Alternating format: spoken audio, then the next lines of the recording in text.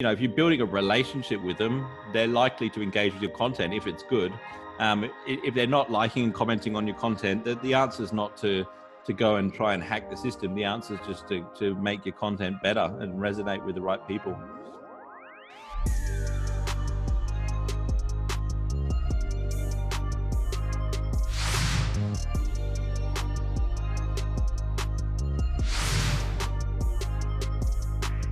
Hey, what's happening, Nathaniel? Hey, buddy, how are you? I'm doing good. Good to see you. Sorry I'm late, mate. No worries. Crazy morning. So yeah, hey, thanks for taking the time on your Friday morning. How's the day there? Pretty miserable, man. How's your day? Miserable. Yeah. Well, in terms of the weather. Oh, and your car broke down. Yeah, it's okay. These things happen. So you're out in Perth now, huh? Yeah, I am. Yeah, I'm just making sure that I got the right microphone here and the right audio. I've done that. I did a webinar with I had the nice microphones, but the whole time I was streaming just with the the shitty laptop microphone. So I think we should be good here. How does that sound? Yeah, sounds perfect, man. All right. All right. Yeah. So I'm recording. So this is the LinkedIn All-Star podcast. It's a new podcast that I just recently launched for my new company. And it's basically similar to your podcast, LinkedIn Heroes, in the sense that it's people that are doing really cool, awesome things on LinkedIn. I've been following you for over 2 years now. I don't know if you remember, but way back when I did a top 5 LinkedIn influencers, LinkedIn creators of Australia, 2018, you, String, Benny Wallington. Gosh, who else are some of the top other Australian influencers? Tima. Yep. Yeah, that was awesome, man. Thanks for doing that. Ahmad, he's over 500,000 followers now. He's really just skyrocketed, man. Yeah. So what I want to talk about today is something you've talked about in a lot of your seminars. It is the LinkedIn influencer trap.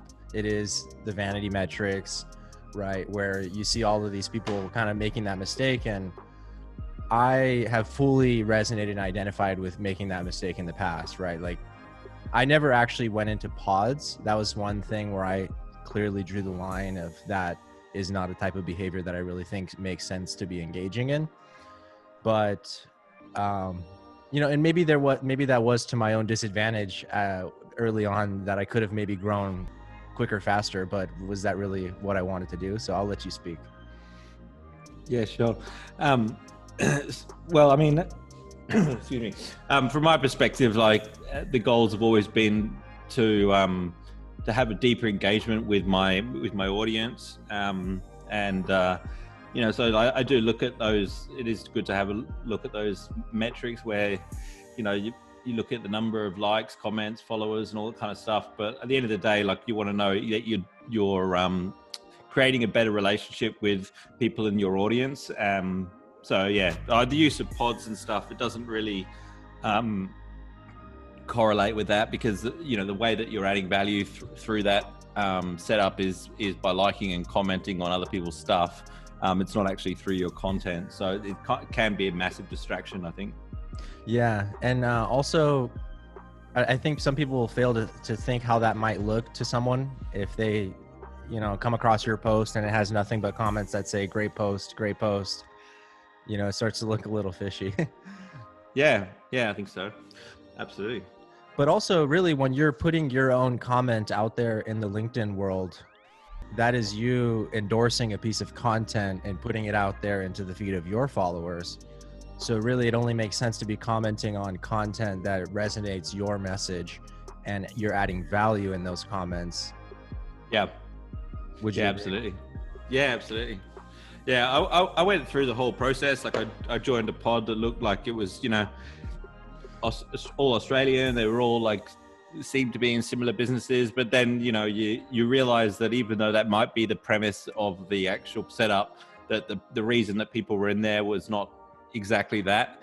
So it comes down to the way that the pods run, but it also comes down to who you let in the pod in the first place, because a lot of the people that would join have been in pods before, and their understanding of it, whether no matter how much you tell them it's different, will be, I want to get likes and comments because I'm giving likes and comments, and their content never gets any better.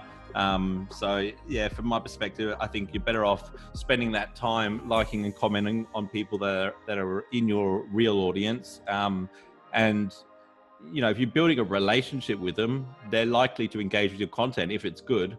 If they're not liking and commenting on your content, the answer is not to go and try and hack the system. The answer is just to make your content better and resonate with the right people. Awesome. What are some of the mistakes that you've made as a content creator? Mistakes. I guess the only thing I can think of would be just consistency. Like especially during COVID, like I used to create a lot of content going around doing events. I thought there was always, there's always things to post about. And then when coronavirus hit, I wasn't doing any of that. And so I was thinking to myself, what can I post about? I want to make sure that it adds value. So like I slowed down my posting a lot at the start of coronavirus. It's still a lot slower now. But I think, if I'm going to post something, it's got to have some value and some meaning. So a lot of the stuff that you'll notice that I post these days, a lot of it is videos that have been already created a while ago. They've got value, but there's less of the what's happening now. I've been posting a lot more on Instagram lately, using their stories feature. I'm looking forward to when LinkedIn stories rolls out throughout the whole world, because we got it in Australia, but only people in Australia and UAE and Brazil can see it. So not everyone. I can see your stories. Yeah, that's right. So when it rolls out to the whole world, then we'll be able to reach a lot more people through it. Awesome. So what are you, I also kind of had that same experience where my content creation, it just kind of threw me off and now as I think about it, it's like people like you and I have been kind of creating content weekly on LinkedIn or just on the internet in general. We were perfectly positioned to just take massive audience and capture massive attention during that time. But like, it just kind of threw us off, Yeah, absolutely. But no, it's good to see you back getting on it. And you mentioned something that's really interesting, that you're going back to your old videos, recreating micro content that has value and mining that value and just sharing it out, so you're not having to produce as much. That's right. Yeah. I got tons of videos. There's enough to create content for the rest of my life, really. But if something meaningful that's going on that's more current, then I'll post that. I've addressed coronavirus a couple of times. Like I did some research, and we've seen that the usage of social media has gone up quite a bit. People are spending a lot more time sat at home on the couch pretending they're working when they're on social media. So, the audience is there. I think initially when coronavirus hit, they were more interested in, timely content, whereas now it's more so like people are, I think, they're working on the way out of it, and they can sort of see the longer term impact of what they're doing. It impacted my business, the coronavirus thing. Not like it has some industries. Like I think it's just been a massive shuffle for a lot of businesses. Some of the businesses that we had as clients lost all their clients, so they were struggling, and we brought on some new clients which are doing well. So it's just, everyone's had to pivot a bit, I think. Yeah, I within my marketing, I had some marketing retainer type of clients, and that budget was reduced, but we've since pivoted. And the model that we're actually implementing now, and last month we had over 10,000 in online sales, and that was kind of the first pilot project for more of like an informational model business. I've been working with this particular client for like over 2 years, creating YouTube content and LinkedIn content. So they've grown like an organic following of like almost 5,000 YouTube subscribers and like almost 5,000 LinkedIn followers on their page. And in the CEO's page. So we're running this webinar actually tomorrow, and so like the idea is to drive some more sales before we close, and we're running like a mastermind, and I'm kind of the architect behind that, building out the funnels, and so and then I'm also then implementing that same kind of strategy for my LinkedIn coaching program. So that's kind of what I'm working on implementing right now, working with like a platform like I don't know if you follow Brendan Bouchard. Have you heard of him? Yeah, I have. Yeah, so he endorses a platform like called Kajabi. So I've been using that, and it's been working out really well. Like the ability to kind of combine like YouTube. So we're basically doing the initial webinar live, and then we're going to record it, and then we're going to set that to run like every day or once a week, so we can kind of set this up in the background. Awesome. Yeah, that's the idea, at least. I know it's been proven. So that sort of stuff works well. But it's a lot harder to get YouTube subscribers than LinkedIn followers. So you're doing well to get 5,000 there. That's awesome. My client, I lucked out that he has a lot of like knowledge, and he just really speaks the truth. And it's an industry that not many people have done that. And, so he's disruptive in that manner. But then, I'm also bringing my LinkedIn strategy, and so it's a good. I'm happy for my clients, but I hadn't been able to scale that, right? It was a very kind of hands-on thing. It's almost like me learning and experimenting at the same time. Yeah. So the coaching academy is meant to scale that impact in an offer that's, would be good for CEOs to, because there's CEOs out there that don't even have like a banner image. Yeah. Yeah. And they're being forced to now, like the amount of businesses that are transforming into digital now is like it's a lot. I mean, I think it was like I saw some statistics at a seminar I went to 2 days ago, because we're in Perth in West Australia. The restrictions are pretty much lifted here. We haven't had any new cases in a while, so we're very lucky in that regard. So there's some seminars going on, and they were saying the adoption of digital has just gone like spiked. It's still only like 40% of businesses, but it's gone up a considerable amount in the last year. Yeah, and what's really awesome about LinkedIn is the events feature is really overpowered right now, in that you can send up to like 1,000 invitations to your event. And that'll show up it'll show up in the same area that connection requests would show up. So you basically have 100% chance that they'll see that notification. Have you had any experience running LinkedIn events or online events like that? Yeah, well, I haven't used it for online events, but when it first came out, it was about October last year, and I was doing a tour of the country for LinkedIn versus Instagram. I remember that. Yeah, and so we used it a lot to market that, and we get like 800 or 900 people in each city registered through LinkedIn events, but we probably get 100 of those, 150 of those that turned up. So obviously there's no commitment there, but the people are pressing accept to their connection request, accept, and then they see the event, they press accept. Yeah. So it's almost like a funnel in the sense that the event LinkedIn page is your top of the funnel landing page, and I have the registration page for the webinar under the ticketing link. But I had gone access about a year ago in September, and I had leveraged the feature when I did a 30-day road trip around the United States that was like funded through businesses on LinkedIn that paid me to create content with them while I stopped in their city. Around industry 4.0. And I used that feature like while I was in San Francisco or New York to like meet up with my LinkedIn connections, and it worked. So it's cool. Yeah, awesome. So what's like one tip if someone were to like listen to this podcast? What would be like your one takeaway for LinkedIn specifically?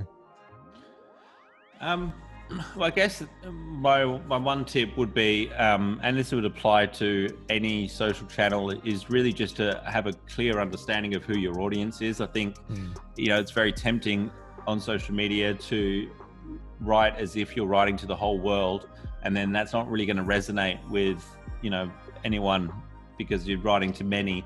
Whereas if you have like a very clear picture of who your audience is, and almost write each post as if you're writing a text message to that person, then you'll start to say some things and you'll show some more personality that will stand out and it'll capture people. But I think you got to really have a clear understanding of who your audience is, and you may not get as many likes and comments initially, but like if you look at through who's engaging with your content, are they the right people? Are you hitting the mark with the right audience? And that's what's going to make the difference between you just having a active LinkedIn profile and actually growing a business out of it. Yeah, and that's the mistake that I made as an influencer. I was getting sponsorships to like do the road trip or to travel to like South Africa, but like I didn't build a business that actually made that sustainable. And LinkedIn changes their algorithm, my engagement drops. Then like I'm held to their standards. So that's why like I'm building out my own email list, building out my own website. Have you noticed LinkedIn video really kind of getting slammed in as far as reach? Yeah, I have. Yeah. I don't seem to reach as many people through the videos anymore, but I don't know, when I do an image with some text, that seems to do pretty good at the moment. Okay. Yeah. And so what I noticed is also like one thing I wasn't doing before that I'm doing now, and I'm recommending to my clients, is when you actually post a piece of content and people like on it, like go see who those people are.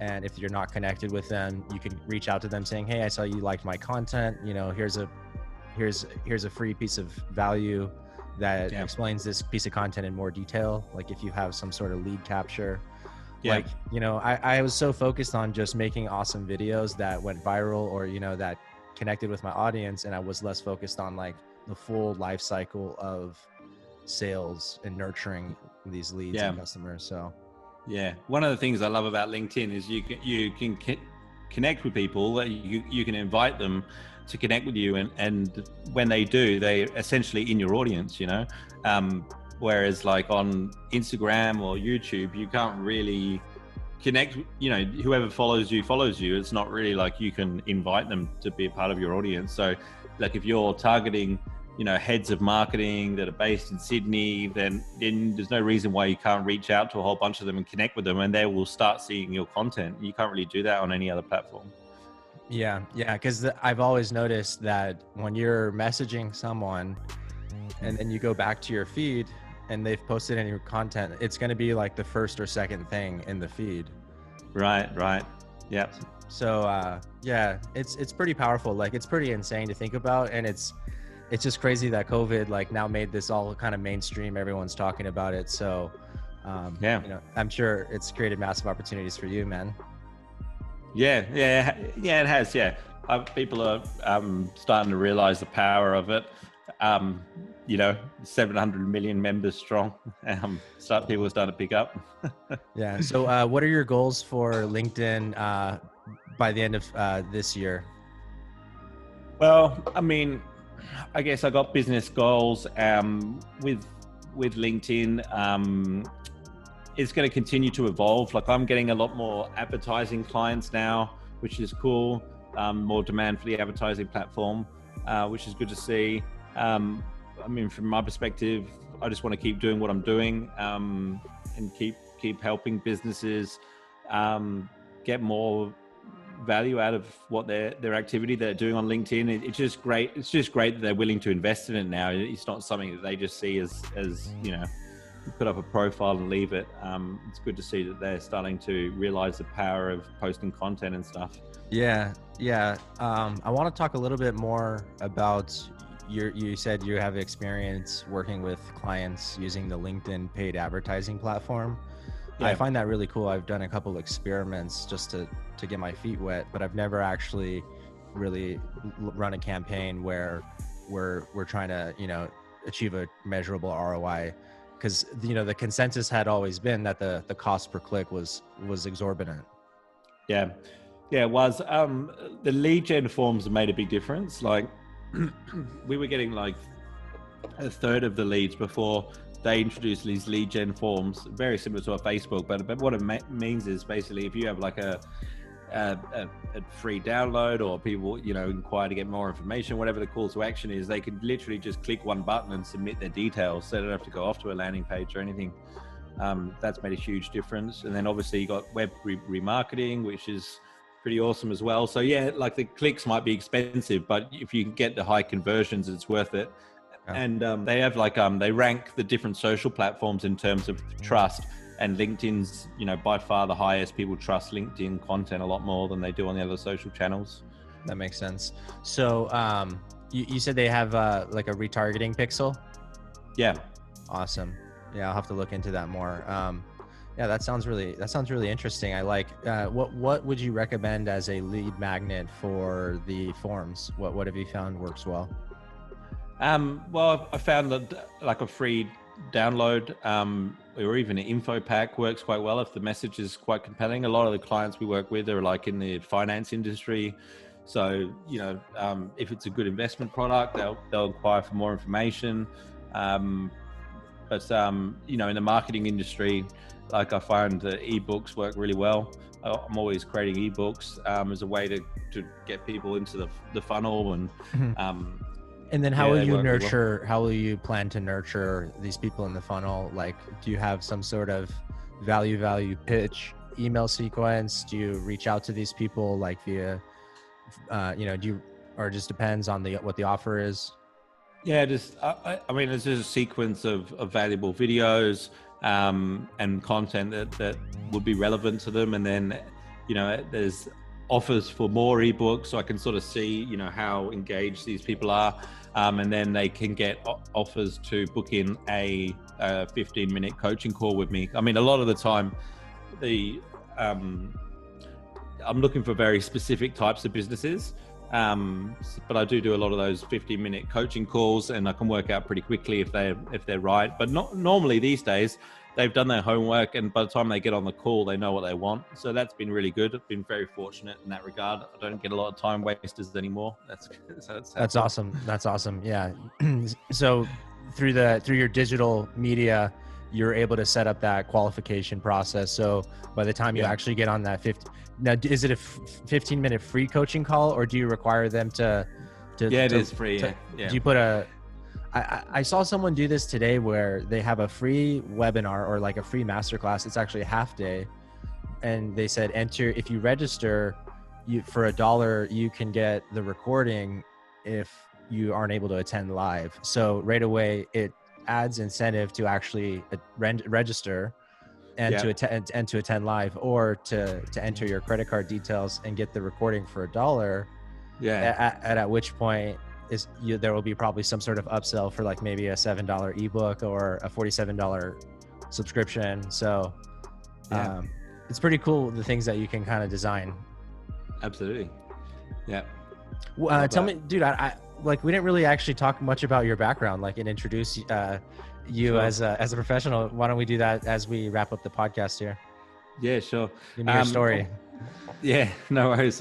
Well, I studied marketing at university, so I, went from that degree into a sales role, and that's really where I started to learn about marketing. Getting more leads as a way to get more sales, basically. And it just didn't take long before my marketing skills were in more demand than my sales skills.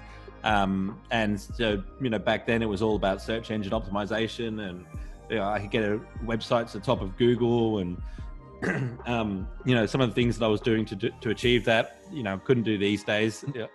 I'd get blacklisted. So I learned very early on that in order to be successful at digital marketing, you have to adapt, and you have to act with integrity, because if you're trying to hack the system in the long run, it's going to backfire. Google got smarter. Google's very intelligent now. It's very hard to manipulate the search results. And the same thing will happen with social media. LinkedIn's algorithm will get smarter.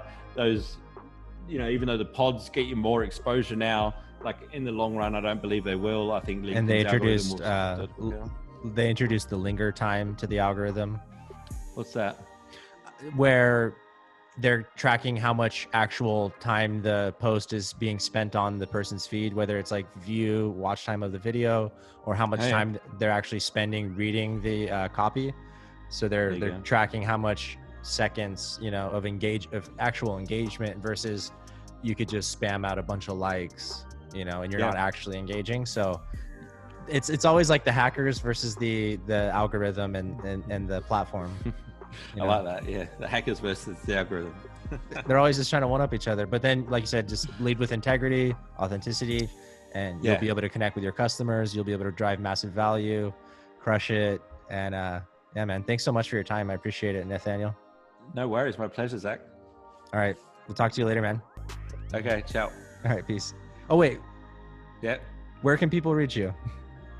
LinkedIn. Yes. And your YouTube channel, which just crossed 10,000 subscribers. Yes. Thank you. That's one of the better, you're one of the better resources, probably one of, if not the best resource right now for LinkedIn exclusive content on YouTube. Oh, thanks, man. That means a lot. Thank you. Yeah. The LinkedIn All-Star Academy YouTube channel is striving to reach 10,000 subscribers, just like yourself. And, you know, that's why we're a community. So thank you, man. No worries. My pleasure. All right. Bye-bye now. See you, mate.